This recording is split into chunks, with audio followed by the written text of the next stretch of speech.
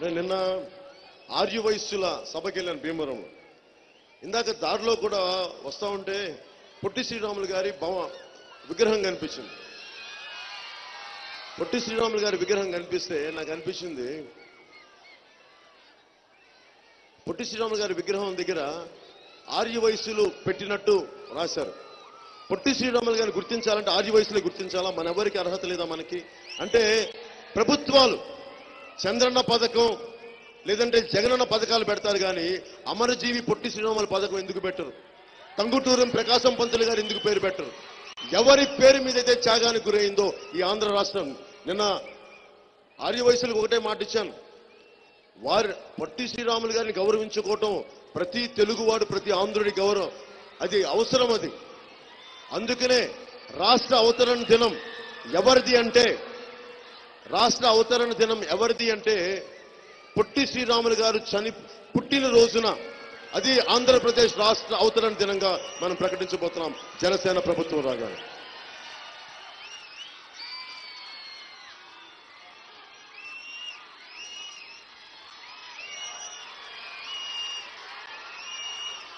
అలాగే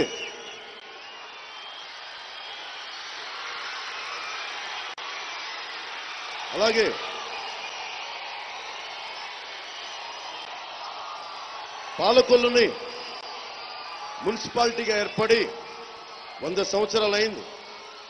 దీనిని శతాబ్ది ఉత్సవాలు జనసేన ప్రభుత్వం ఏర్పడి వెంటనే జరుపుతాం.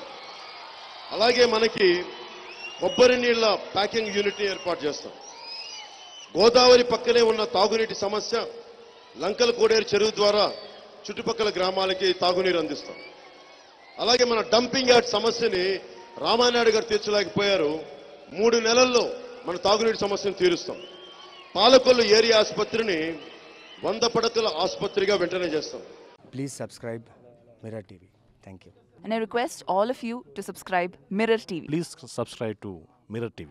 Thank you. Please subscribe Mirror TV. Please subscribe Mirror channel. Please subscribe to Mirror TV.